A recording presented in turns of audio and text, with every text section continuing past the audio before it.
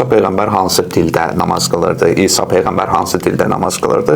Son peyğəmbər də sözsüz ki, ərəb olduğuna görə ərəb dilində də namaz qılıb. Belə bir nəticə əldə ediblər ki, biz də öz dilimizdə namaz qılmalıyıq. Əgər peyğəmbər sallallahu bunun formasını insanlara müəyyən edib deyibsə, deməli orada məqsəd peyğəmbərin o predmeti necə göstəribsə və hansı formada icra edibsə, onu yerinə gətirməklə sən namazı yerinə gətirə bilərsən. Peyğəmbər onu necə müəyyən edibsə, elə məhz ərəb sözləri ilə və eyni zamanda rüküsü ilə, səcdəsi ilə bir yerdə biz onu o cür həyata keçirməliyik. Bu sənin ixtiyarına buraxılmış sədaqə meyarında olan bir şey deyil. Bir təcrübə vardı, deyəsən Türkiyədə o vaxt dedilər ki, neçə illər bundan qabaq ki, azan türksən verilsin. Məsələn, Allahu Əkbarı, Allah uludur kimi verirdilər. Hələ təyin olunmayıb ki, Əkbar sözünü mən necə verim? Bəli. Allah ən böyükdür. Deyir, Allah nədən böyükdür? Allah nəsə forma baxımından kiminəsə böyükdür axı. Allah yəni ona edilən hər bir vəsiflərdən böyükdür. Və ya adicə Elhamdülillahi Rabbil Aləmin. Tərcümə eləsə deyərik ki, həm də aləmlərin Rəbbinə məxsusdur. Həm də ərəbcədən bizə keçmədi. Allah da, Rəbb də, aləm də. Daha nə oldu?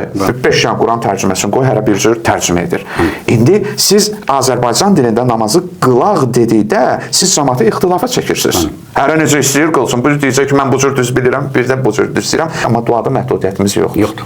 Duada nə deyir də deyirsən? Bir namazdır, bir də zəkatdır. Yəni görürsüz Quran-ı Kərimdə bunlar keçir. Bu iki şeyi təqdim edəndən sonra mütləq onun ardıca əmr edir ki, peyğəmbərə tabe olun. Bu iki şeydə mütləq insanlar peyğəmbərə tabe olmalıdır. İstər zəkatın verilməsində, istər namazın necə və nə cür qılınmasında. Bu bilirlər sünni ayrı cür namaz qılır, şiə ayrı cür namaz qılır. Xeyr, namazlar hamısında eynidir. Hamısının rükusu var, qiyamı var, səcdəsi var, təşəhhüdü var.